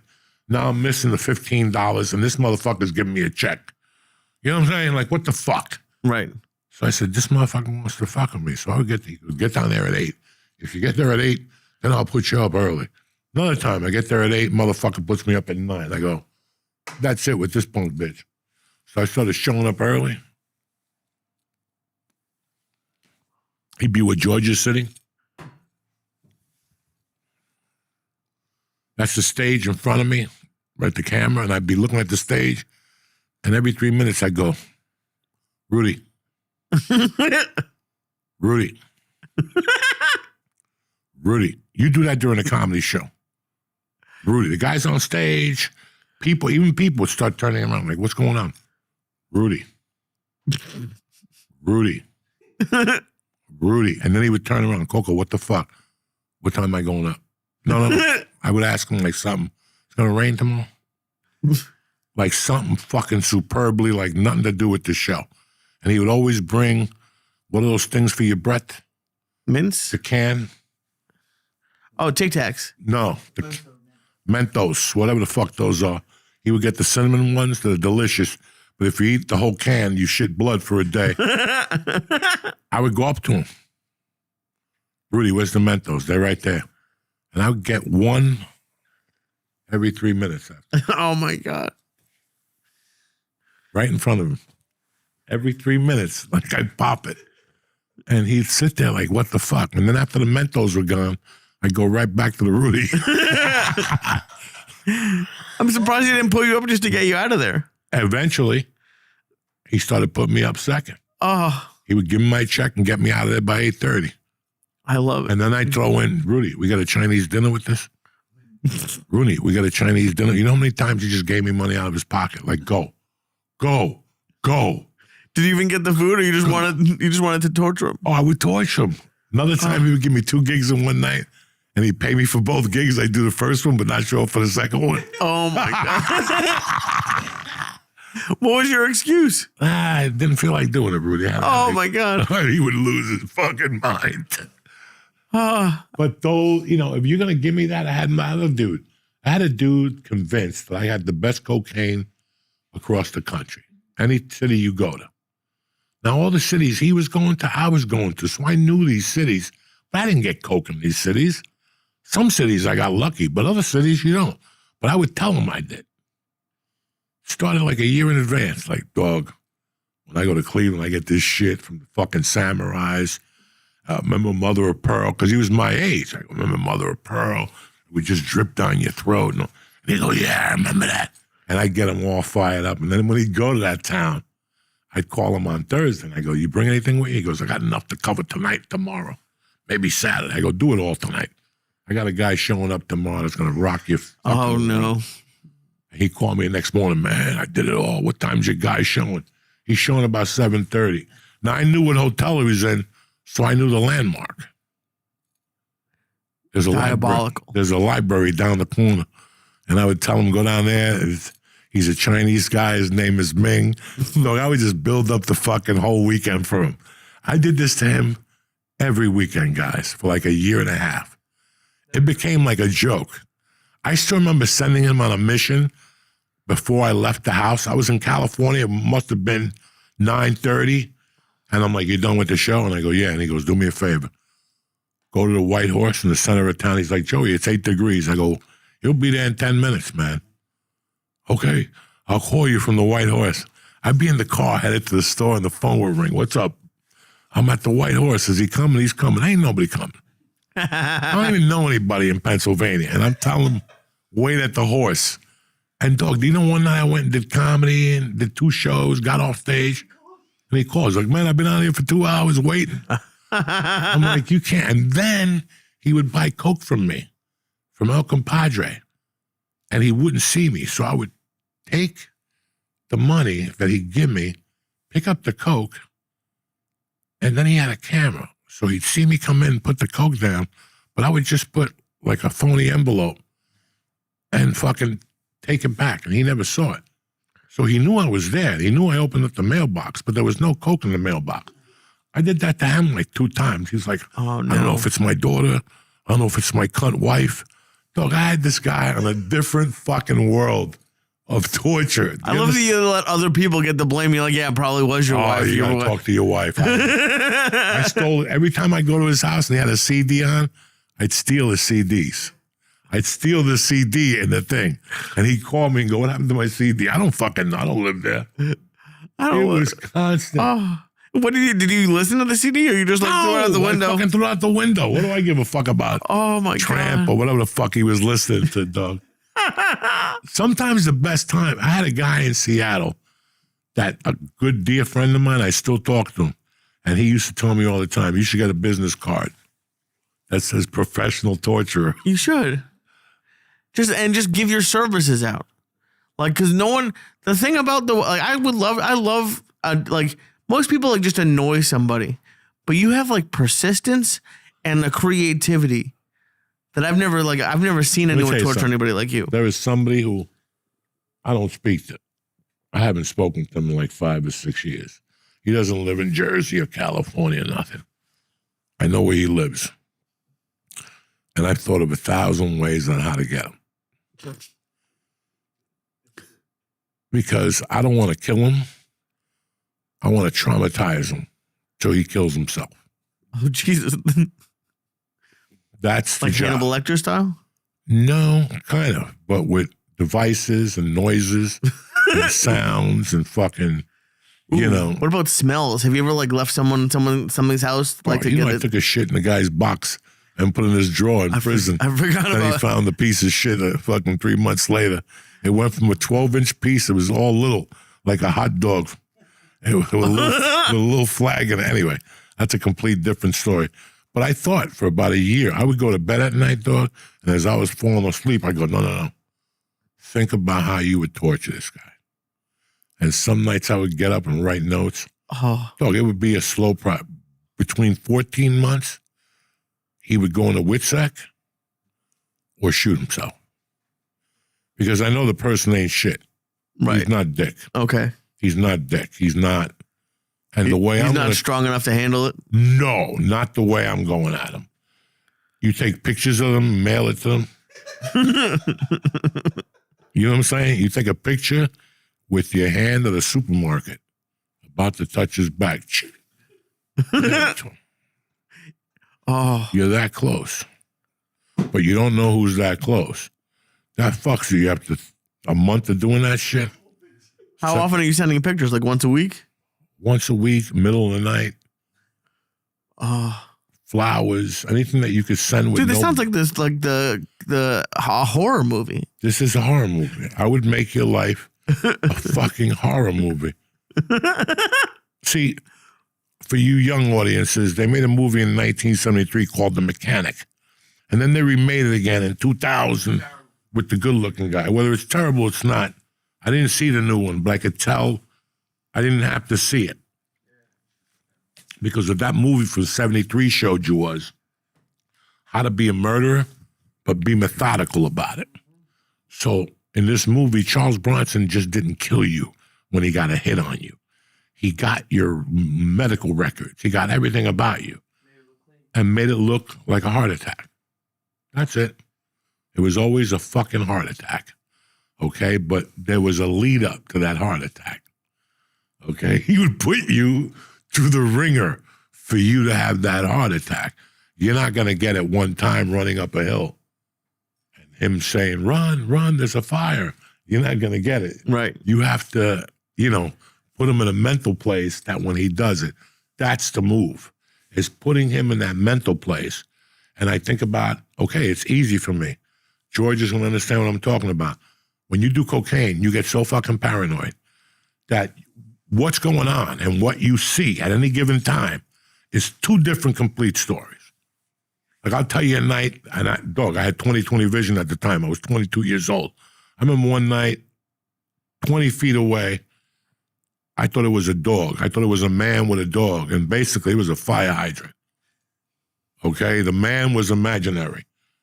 I still remember being in Boulder in the halfway house and getting a furlough to my wife's house at the time. We were dating. And her dad, he's Catholic. He didn't want me sleeping in the house. So I slept in the trailer, which was great because I brought an 8-ball. I was in that motherfucker alone all night, drinking and snorting. But I'll never forget that night I saw, at one point, I hallucinated. I saw 3 guys with machine guns on, with a white jacket, those white hoods that they wear in the winter to shoot like you. 007 style? Like 007 shit with machine guns on ropes. I remember seeing it and grasping. Like your heart's gonna, and you wait for the door to get kicked in. You hear noises. I remember a time looking out a window at a hotel and cars kept stopping. And I'm like, that's the FBI switching cars on me. It was an ATM downstairs, you dumb fuck. You know, I mean, the shit that your mind twists, and that's what you're doing without the drugs. You're making their mind twist without the hallucinogenics. So at first, they don't really know what's going on. They misplace a watch. They misplace. When we went to, I took his phone. Oh, yeah, getting in the car. That's the beginning of it. If I was going to torture Lee, I would have never gave Lee back that phone. I would have gone to the bathroom, took the SIM card out, and shoved it down the toilet. And that's the beginning of it. I would love to see you. Next time he comes here, another time, I'll take something else from him. How does this keep happening to me? You ever move something around? Like just move the forks to the other side of the thing? Like, I thought the forks were on the right side. Dog, when I was a kid, my mother was a sticky-fingered bitch. Okay? God rest her soul, my mother was a sticky-fingered bitch. And before I ever got blamed for anything in my life, I got blamed for something I was not doing as a child. I didn't even think like that, guys, because I was such a fag Catholic. I was in Catholic school 5 fucking nights a week. So I was such a fag Catholic that, you know, this was it. And every fucking once a week, when I got home from Catholic school, my stepfather would go, were you in this money? No, I didn't know what that money was. Why would I be in that money? I make my own money. I fucking work bingo at the church on Sunday nights. And I fucking deliver papers when I'm home on the weekend. And I do this. And he would always accuse me. Did you take that $20 off the desk? Dog, I didn't take it. And it became a thing for like a year and a half. And I go, you know what? I go, it's either me or my mother. And it ain't fucking me. So if I'm going to get accused for it, I'm going to start. So before I started robbing him, I started fucking with him. So those Cubans think differently. Those old-style Cubans, he wouldn't put all his money together. He put $5,000 in a rubber band, but he rubber banded a weird way. He put like a hair follicle in there. So if you fucking moved the rubber band, you just looked at the money. He was a genius like that, or he put an initial on it with like something green or something. And he would put that under where you have your colognes. He would put that underneath. He would just throw it underneath. And then there was a fucking bedroom upstairs in the attic. And there was a piece in the bedroom. I found the gun with a silencer in there and like a pile of fucking money. That one was, the money was long. The money wasn't in a nut. Okay. In a knot. That's where he hid the money, and the money was long. And then there was a spot downstairs when you pulled in with the car, a closet, and he had all his jackets in there. Every one of those jackets had money in that jacket. So I said, I'm not going to touch, like 500 this jacket, 400 this. He's not going to know about these. He's got $5,000 upstairs and 10 grand under here, not in the straight money. So I would take the $5,000 and the 10 grand and switch them. Okay? Because he would go see that something was wrong and then go check to see the other one. And then he'd be like, oh, wait. So whatever closet he went to, and he thought he was like a master technician. Let me go downstairs. And he'd go, fuck, I put the money in the wrong place. Now I had him. Now he knows he's fucking up. How did I do that? I'm always on top of stuff. I'm always efficient. 2 weeks later, switch the money again on him. I could see him when he'd get home 2 days later, racing around the house, talking, everything all right? Yeah, no sé lo que está pasando. Se me olvidó algo. That's the money I hid from you. And that's how it started. He had this big Chivas Regal bottle. Like, they don't even make this bottle no more. It was gigantic. It had pennies in the bottom for San Lazaro, and then silver dollars, dog, to the top. And one day he goes, did you take a silver dollar out of there? I go, no. Why? He goes, because I got them counted. What did you do? Did you actually take them all out, count them, and put them? I mean, that's how sick he was. I started stealing his silver dollars. Because if you took 10 silver dollars, you could not, if you took 300 out of there, you couldn't notice. Damn. That's how many silver dollars he had in this bottle in front of a San Lazaro.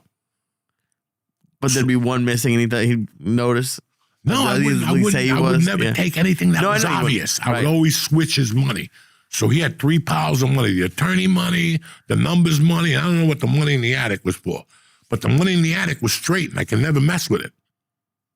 Unless I took $2,000 out and re-band-aid it and put it next to it, and then he's really fucking crazy. Like he's like, one of these motherfuckers is fucking with me.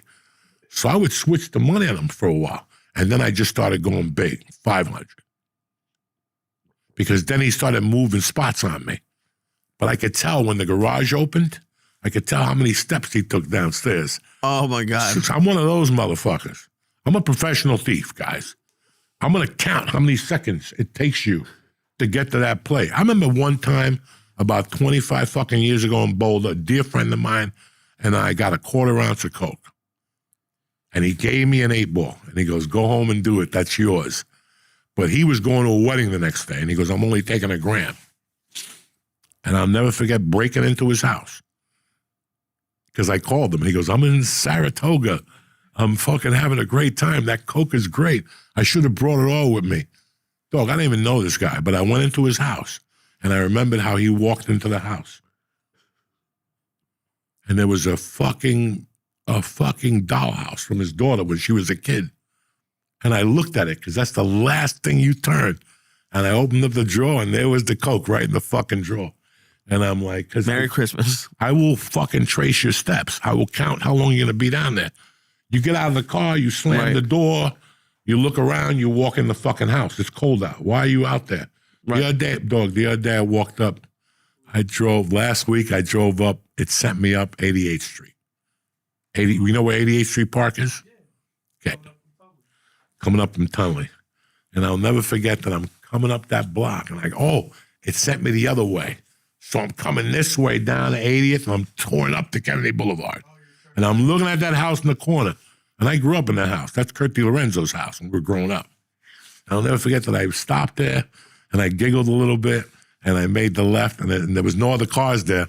So I drove real slow past the fucking house. And I had a memory about Chris, the one I still talk to now. We just hung out Saturday night for a little while.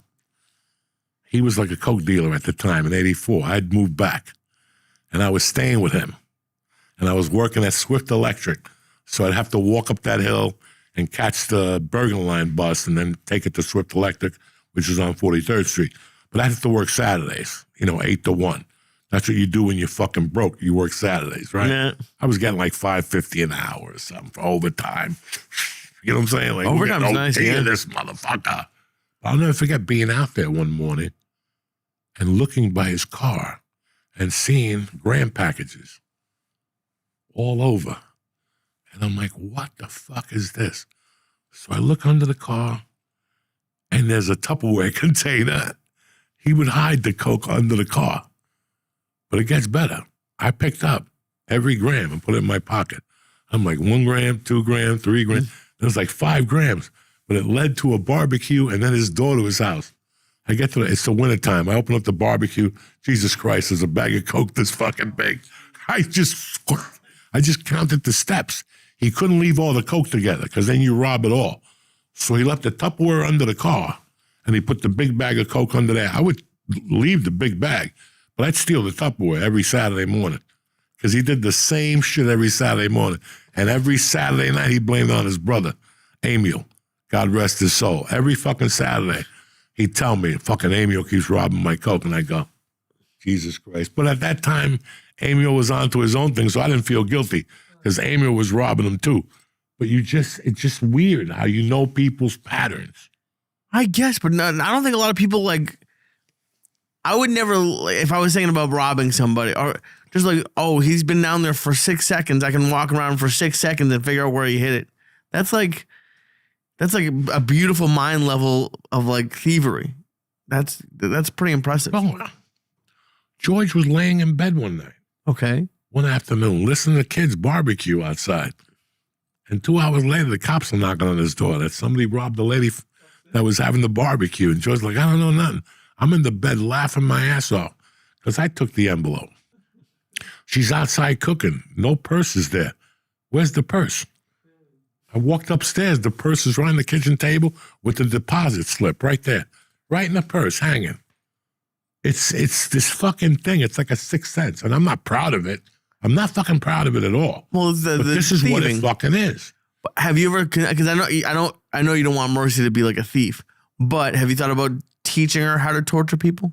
No, it has to be. It's a gift. I did this shit when I'm just telling you, I did this to my stepfather when I was 10. This is not something. You were 10? Yeah, with that shit. What were you doing with $500? Fucking buying basketballs and fucking bicycles and mini bikes and shit and hiding it. I would bank in it. I was just banking money. Oh my God. So I had money in the bank with my mother, but I had money at the house under a carpet or some shit. So you just started hiding your money too? Oh my God. Bro, at that age, I could do whatever the fuck I wanted to. Right. If I want to go to Blimpie Base in Union City, I go to Blimpie Base. If I want to go... $500 at 10 years old, you're a fucking millionaire. If I wanted to go to a concert... I didn't go to concerts back then. Back then, I was a karate nerd. So I would go to the city on Saturdays and buy like stars and fucking flying darts and all that stupidity. There was no drugs or nothing. But think about it. At that age, I already had that mentality of how to get ahead and how to bust people's... Listen, one thing about... This is a bad point about me. That if I know you for a while, I start to study you. Like, I know what George is going to do before he does it. I yelled at him before because of the wonton soup. Not yelled at him, broke his balls. I've known him so long, and that's a gift that you'll never really have with people. But I learned that growing up, because growing up in Hudson County, especially in my house, especially in a lot of houses around here, you didn't have time to talk. It was all based on a look. You know what I'm saying? It's all based on a fucking look. So you got to read people. Like, I got to know what you're going to say, and I got to know what I'm going to say. Why is that bad? To play ahead of the game? Yeah, to study people. You have to.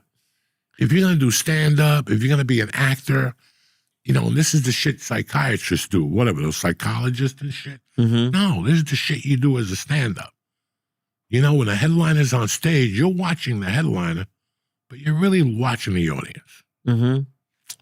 You're watching how they react, how one person's on the phone, how one person's eating, how two people think they're in fucking heaven.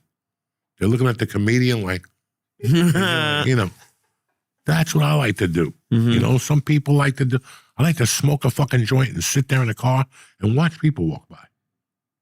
For 20 minutes, 30 minutes, just watch people walk by.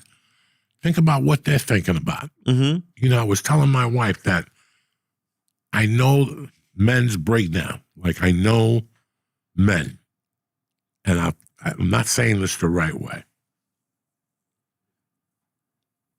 I know how life could end up. And how I describe it to people is sitting on a plane in the front, whether you're in 7B or 8B, so you could actually see everybody who comes on the plane. And I tell this to people, and hopefully you guys will listen to what I'm saying to you. Yeah, I'm not saying nothing bad to you. But when you sit in 6B, or for years I sat in first class with Joe Rogan, it wasn't because I had any money. It's because his agent made you buy 2 first-class tickets. And I would sit there, and when everybody else was watching or reading, I'm watching people, and I'm watching couples in particular. And I'm watching the women that just had a baby, and they have the big Starbucks, the size of a fucking milkshake, and they're walking like, and you know, and then you see the husband behind them, and he wants to shoot himself in the fucking neck. He don't want to go nowhere. He don't want to go. You know, he's got the kid, you know. He's got the kid because she's got the gallon Starbucks with the whipped cream all over her fat fucking fingers, right? And he's got the kid, and he's got luggage, and you could just see it in his face. It's like, dog, and we've all lived through this. I know you lived through it. I don't know if you lived through it. I know you lived through it.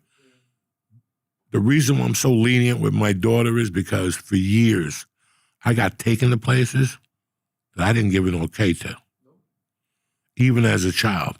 One of those places being church. Okay, I don't know if people know this, and you always could tell a new couple, you're gonna do this. You're definitely gonna do this because you're half a fag. Oh, thanks. You go to a church. It's fucking Sunday. All right, it's Sunday. It's 11 o'clock. you got a 2-year-old and a 3.5-year-old. The 2-year-old don't want to fucking be there. Throughout the whole hour, you're shaking the 2-year-old. The 4-year-old is looking around like, how long does this last? Why am I in this room with all these ugly fucking white people? You know, and the father's like, just beat up. He just wants to get home to watch the Jet game. Mm-hmm. He doesn't care if he's Catholic, whatever. And you see this at every church you go to. You see a couple, 2, 3, 4 couples that 3 out of the 4 people don't want to be there. But there's somebody in that relationship that thinks this is that important. And it very is important, but not right now, because you're making the people there uncomfortable. Your kids like, or you go to a church and they bring a chick that's autistic to church. I get it. But this kid's going to start fucking blowing whistles and shit. I was waiting. I was like, oh boy, where's this going to go? Whistles is probably the best case scenario you could have said. As an American, I got to sit there during 3 of the whistle breaks and go, that poor kid, he's got problems, God put him on the planet. By the 5th or 6th whistle, I'm like, bro, what the fuck is this shit? You know what I'm saying?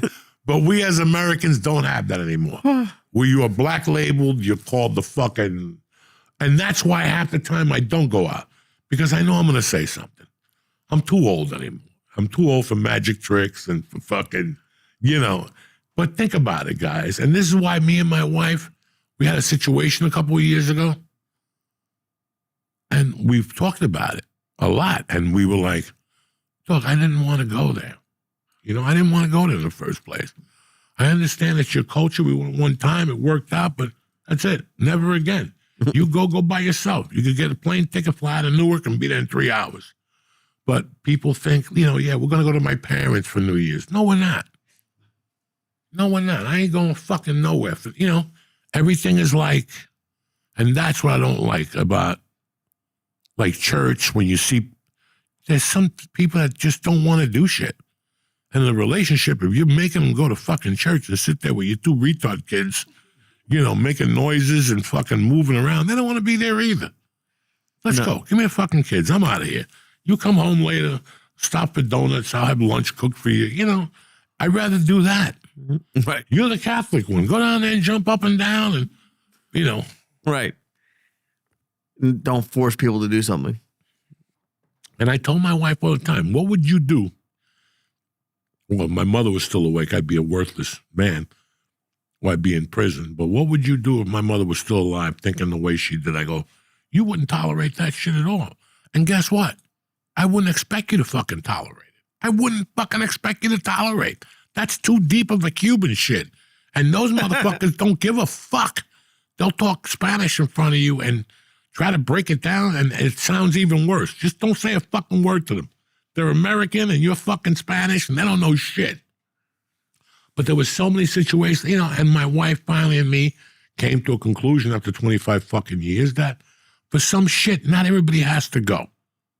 Not everybody has to fucking go to these places. Yeah. I could see when a man is broken.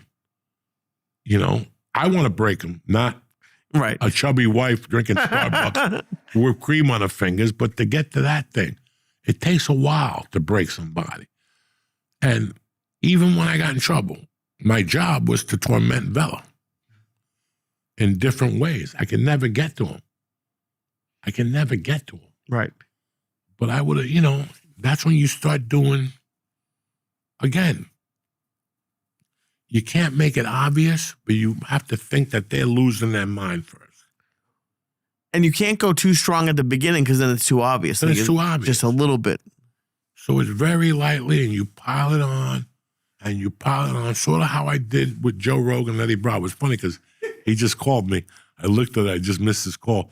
And it's like so weird how that worked out perfectly, because when he said to me that every time he talks to Joe, he hears a click on the phone, I knew I had him. That's it. I could run with this for fucking years.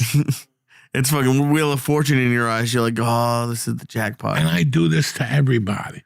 We were talking about, let's get it out in the open. We were talking about things that you see I became friends with somebody last year that when I first became friends with this person, I was informed that she wanted to do a podcast. Within 25 minutes, I had naked pictures and, it didn't matter. It didn't matter. I knew she was bad news. And I go, you know what? I don't want to just stop talking to this person. I'm going to keep him around like a fucking leash, And she would call me every 3 weeks with a story. I never really hung out with her after that. It wasn't even worth the aggravation. But I knew that where I was going with this broad was going to be trouble. Okay. And I knew that there was no way this could ever happen. I already blown my life 18 different times. This could not happen. I really liked her, but not for those reasons. Right. I thought that we could bring her in as a podcast chick or something like that. She's hot. She's something different. She would tell about her horror stories, but she didn't want to talk about it. Okay? And then, like, after one phone call, like in June, I thought about it. I go, I'm letting this woman torture me where I should be torturing her. And I started my mental mind fuck with her. And it was very subtle. You're not going to see me. Right. And when you do see me, it's going to be something weird. It's too late. And I kept doing this, and I wanted to see if she'd snap. And she did. Because I always tell people, everybody's got a price. Right. No matter what your beliefs are, but I'm a Christian. I never did that. Everybody's got a price. And I did one of my most torturous moves ever and cold-blooded. Oh, my God. Okay? One of the coldest-blooded. I was in the fucking hospital pulling these strings.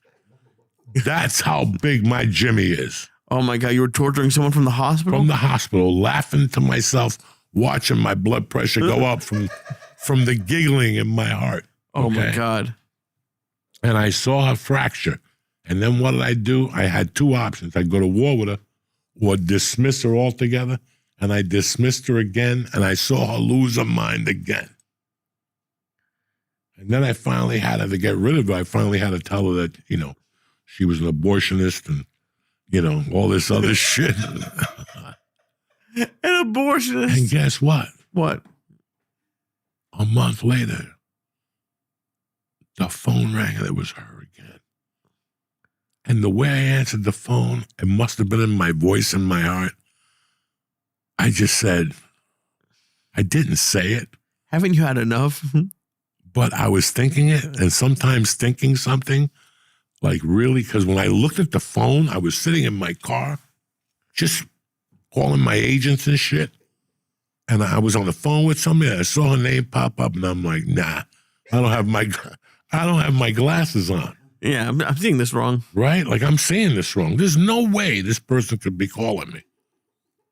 And do you know that I stayed on the phone with my agent, and do you know that 25 minutes later, when I got the phone with my agent, she called again, and I sat there and let it ring like 3 times because I couldn't believe it. After the torturing and the saying things to her and the baby's head and all this stuff, here she is on the phone to tell me they're having a sale at where she works. But the whole time, I'm like going, are you fucking serious? And it's weird that after you torture them, now they start torturing themselves. Now they just get into the cycle that you don't even have to do anything anymore. You've completely broken them? Huh? You've just broken them? To torture yourself is pretty bad. Huh?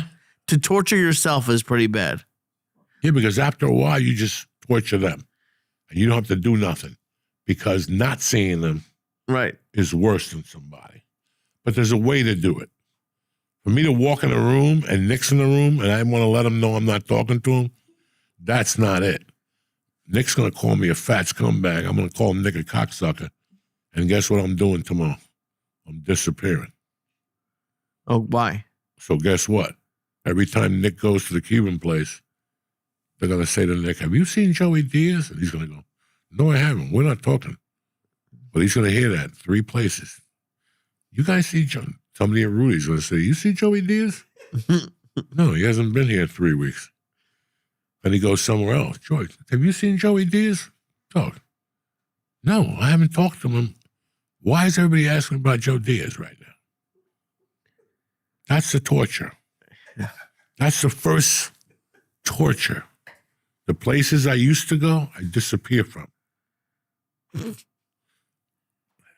then... So even when you're not torturing them, like you're just preparing you to torture them. I'm torturing when you guys are getting along, you're like, oh, he's going to hate this eventually. Because now everywhere they go, they're going to go, we haven't seen Joey in a month, 2 months.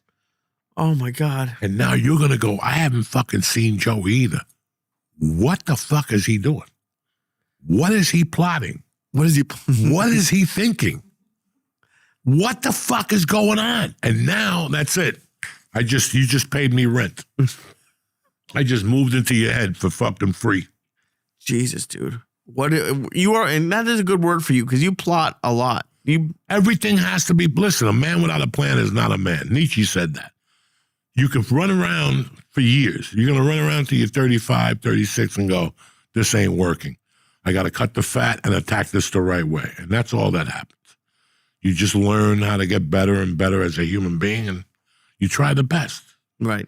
Doesn't mean you have to have a boat or you have to be 50 Cent or you have to hang out with Diddy. It just means, and that's where people are confused.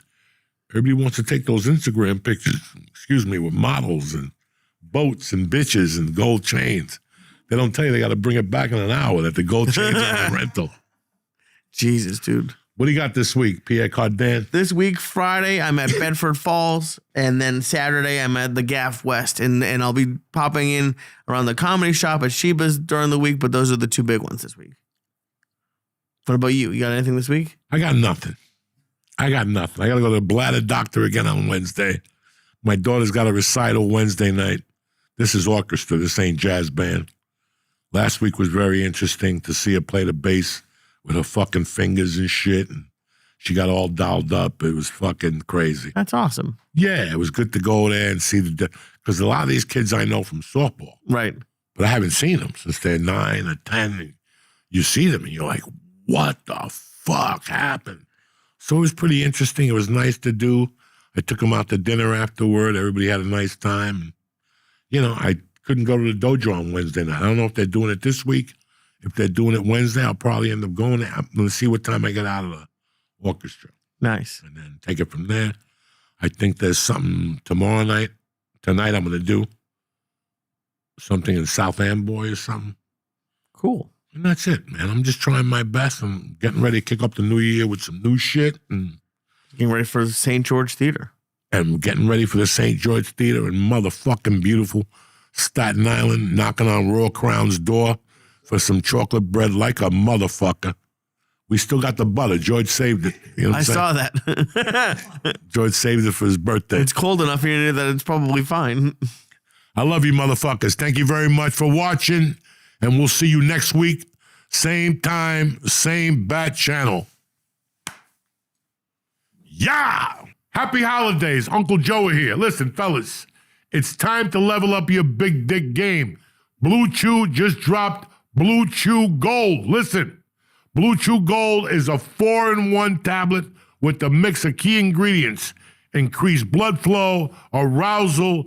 Blue Chew Gold dissolves under your tongue. It works in as little as 15 minutes. You don't have to wait there like a fucking mook, you know. Listen, this stuff is tremendous. It said 15 minutes. All you got to do is think of what that monkey looks like, and that fucking soldier will be pop up. I'll be at attention. That helmet will be nice and pink, just how they like it. You know what I'm saying? Medium rare. Yeah! Get your confidence back in a single tablet. Make life easier by getting harder. Discover your options at BlueChew.com. It's December. You understand me? New Year's is coming. Christmas is coming. Everybody wants a Christmas present. You're going to give them the best Christmas present they ever got. Dick for 12 days straight with Blue Chew Gold. Listen, we got a special deal for church family.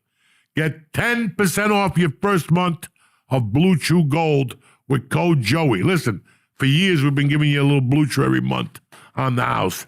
Listen, we got a new formula, and you got to jump on it, all right? Again, that's promo code Joey. BlueChew.com for more details, important safety information. And I want to thank Blue Chew for sponsoring this podcast. And I also want to thank you for putting together Blue Chew Gold. Because a lot of men are going to dig this, and going to love the way you sling that fucking hammer.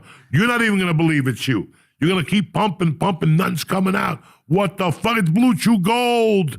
Merry Christmas.